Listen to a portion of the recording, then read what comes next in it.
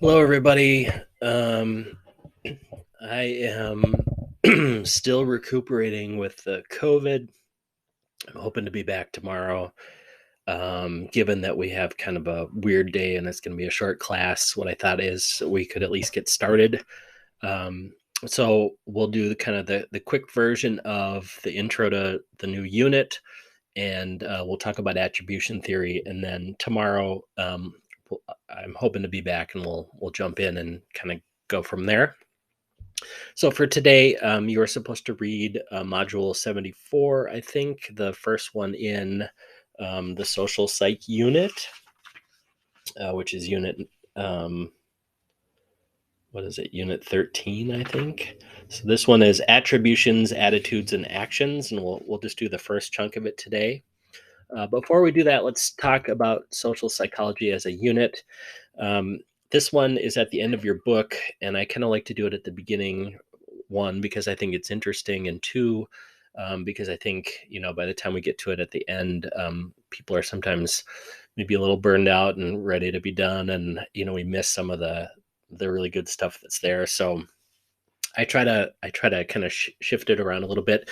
We don't really need to know a lot of the other material from the course to understand the concepts here, because it is kind of unique. If there's any overlap between psychology and sociology, this would be the unit where you see some overlap, and that's because social psychologists or sociocultural psychologists are looking at the way that individuals are influenced by groups, and how groups are affected by individuals, and how groups affect each other. So the social in social psych is sociology, right? Society. Um, so we're looking at other people and how other people influence us, etc. So this gets into a whole kind of range of territory, and it seems almost like a grab bag of topics. But what they all have in common is this idea that instead of looking at the influences of your brain or the influences of other things, we're looking at other people. So let's get in by talking about attribution theory. Attribution theory describes the way people explain others' behavior. So if I see somebody do something and I'm going to explain why they're doing what they're doing, I'm making an attribution. Okay. So um, the two kinds of attributions that we will talk about today are over here on the right hand side: situational attributions and dispositional attributions. So we're learning some new language. These are causal attributions. That's not casual, causal, because I'm attributing the cause of their behavior. I'm describing why they're doing something. Okay. So a causal attribution, we're describing the cause of the behavior, why someone's acting the way they're acting. And typically we go either to the situation, something that's outside of that person, that's external, or we go to their disposition. Disposition's another word that's kind of like personality. So something internal to them. Okay. So the classic situation is I'm driving down the street, another car cuts me off in traffic. I have to slam on my brakes. So then I'm looking at this car in front of me, and I'm going to explain or describe why the driver just cut me off. Okay.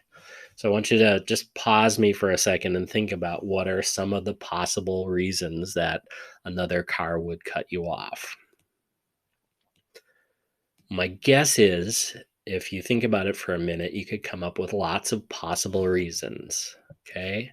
So if I said something like, the driver cut me off because he's a jerk, he's mean, he doesn't care about other people, those are all internal things, right? That's part of a personality. If I say that he's a bad driver, that is internal to the person. That's about their skills and abilities, right? All of those would be dispositional attributions, because I'm talking about something that is kind of inherent in that person themselves. Okay. If I said the person cut me off because it's a sunny day and the sun was in their eye and they didn't see my car, that's more of a situation, right? That's outside of the person. and it doesn't really tell me about them as an individual. It's really just the situation they're in. Okay, so think of the different reasons that you came up with, and if you can start grouping them into situational or dispositional, I think this language is going to start to make sense. Here's what's interesting. When we explain our own behavior, we're sensitive to how behavior changes with the situations that we encounter. Okay, because I am with myself all the time, and I'm driving around. I know that I'm not ordinarily cutting somebody off. I'm cutting off other cars in traffic, right? But it has happened. Okay, so when I do it, I noticed that, like, oh, something funny was going on, right? Because I normally don't make those kinds of mistakes. So we're more likely to give ourselves the benefit of the doubt, right? And go to situation. This is the self serving bias. When we're talking about other people's behavior, though, and we've never seen this other person, they're in a car in front of us. This is the only situation we've ever seen them in. We're less charitable. We don't give the benefit of the doubt. And we're more likely to go to disposition. Okay, so if I cut somebody off, I don't beat myself up and say, "God, you're such an idiot. You're a bad driver." Right? I don't do that. I say, "Oh, what? Someone was distracting me," or I come up with some excuse that takes me off the hook. Right? That other person, though, they're a jerk, and they're the problem. So, what I would have done if we were in class together is have you have conversations about these.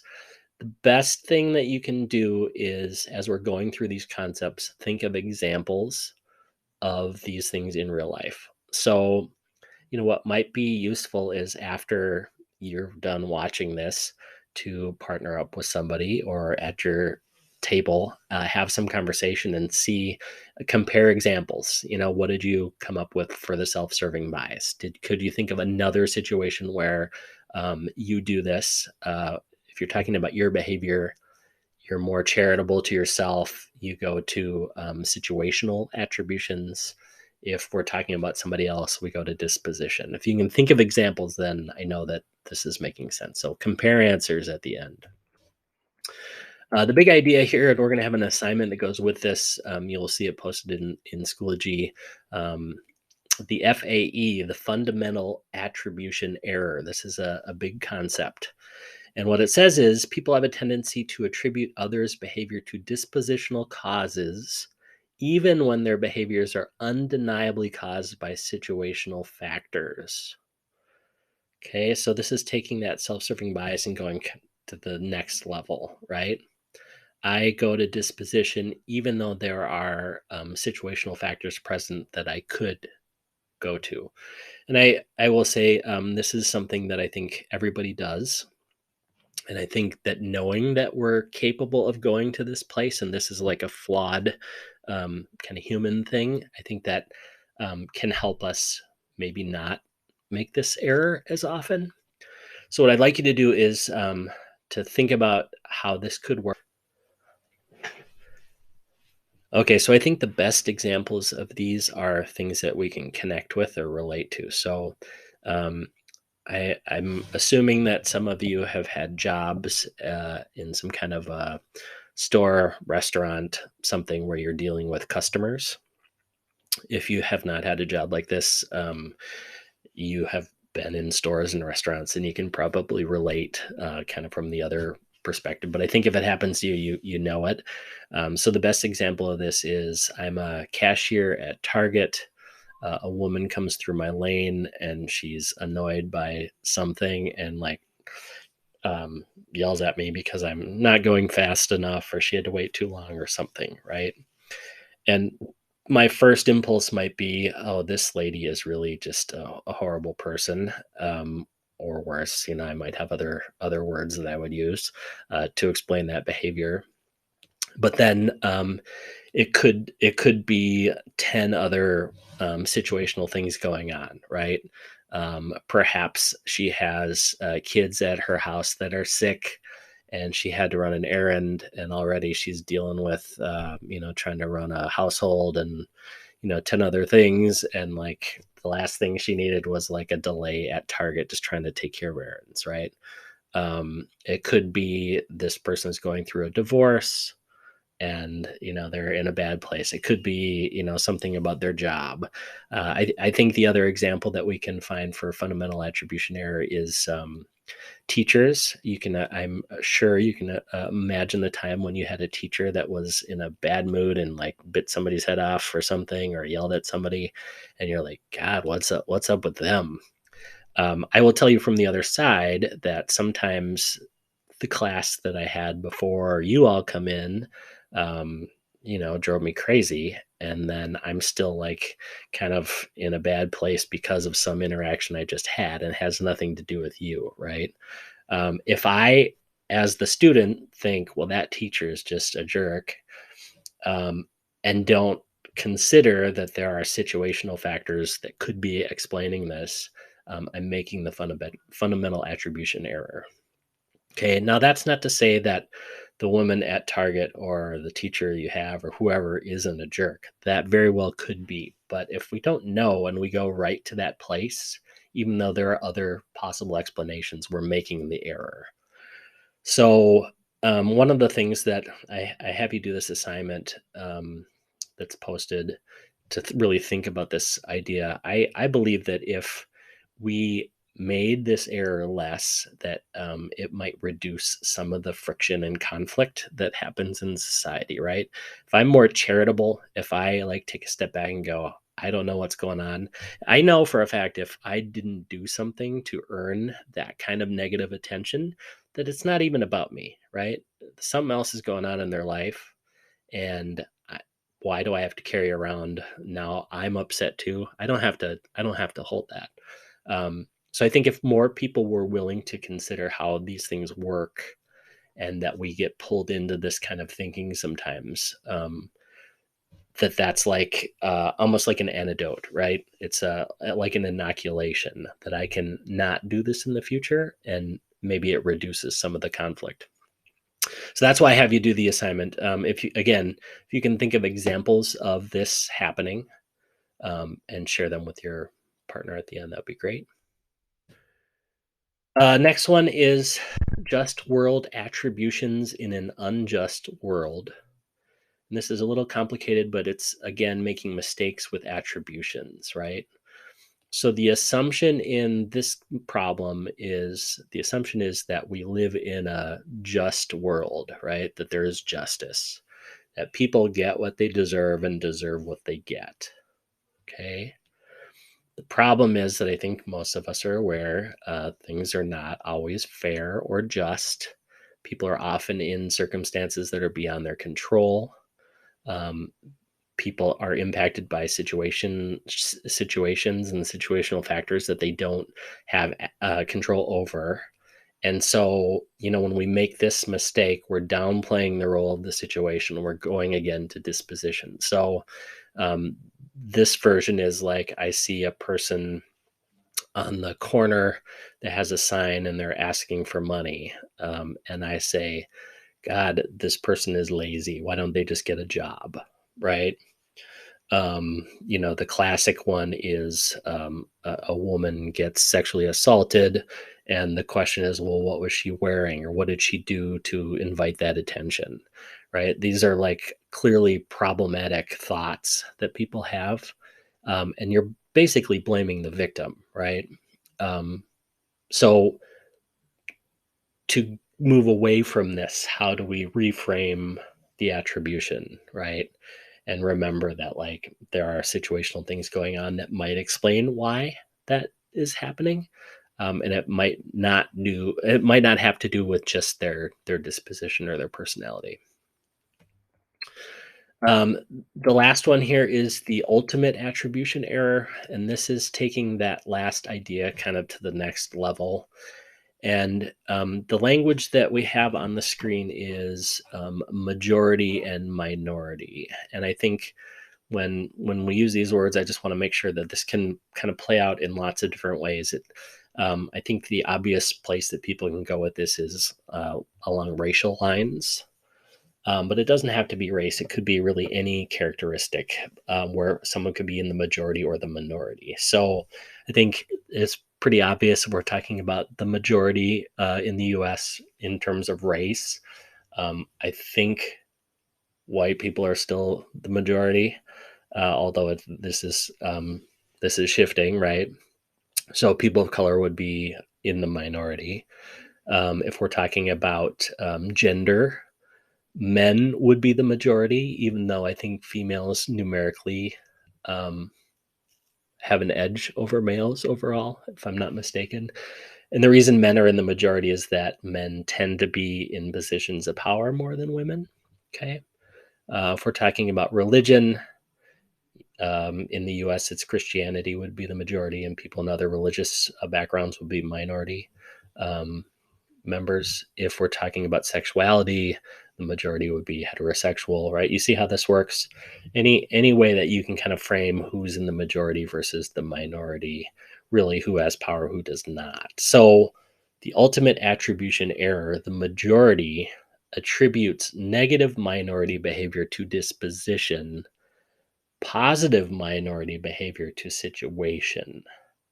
So this is like a kind of damned if you do, damned if you don't situation, right? Like a catch 22 that if you're in the minority, you really lose in both situations, right? So let's say there's a woman in a workplace and she makes a mistake or does something wrong, and men, um, well, let's say male coworkers make comments like, well, she shouldn't have this job anyway because she can't cut it or whatever, right? They're making some kind of negative responses that are related to her disposition. She's not as good as, right? When she makes a mistake. If she does something really well, um, then the majority goes to situation. So they would say like, wow, she really must have worked hard to put that project together. Um, and it's kind of like the positive attributions are almost like underhanded compliments, right? Either they got lucky, this was some kind of an exception. Ordinarily, they do a bad job, but this was like an exception. Um, they worked really, really hard, right? There's some kind of situational thing that explains why they did something well. Okay, so you can frame this again. You can think about how this could play out in race. Think about how this plays out in other areas of the world we live in. The ultimate attribution error is a double standard, and the people that are in the minority group, however we define it, it's almost impossible for them to get out of that kind of prejudiced thinking and treatment, because anything good gets explained away and anything negative is kind of used against them. And I think, again, the big connection that we have with all of these ideas is if I know that this is something that can happen, and this is like how human beings kind of are prone to thinking in certain problematic ways, that I can start to be a little more mindful and not make these mistakes, right? Not make these errors. All right, so stop the video. Um, Talk to some people at your table. See if you can come up with examples. We had self-serving bias, fundamental attribution error, just world attributions in an unjust world, and then the ultimate attribution error. If you can think of examples of all those, I think you're going to be in good shape. You should open the FAE assignment and take a look at it. Some of the things in there are pretty straightforward, but I am looking for you to over the next week or so, find examples of the fundamental attribution error happening around you. And I think that once you start thinking about it and looking for it, you actually will find some examples. But we can talk about that again, hopefully tomorrow. That's it. I hope to see you soon. Have a good afternoon.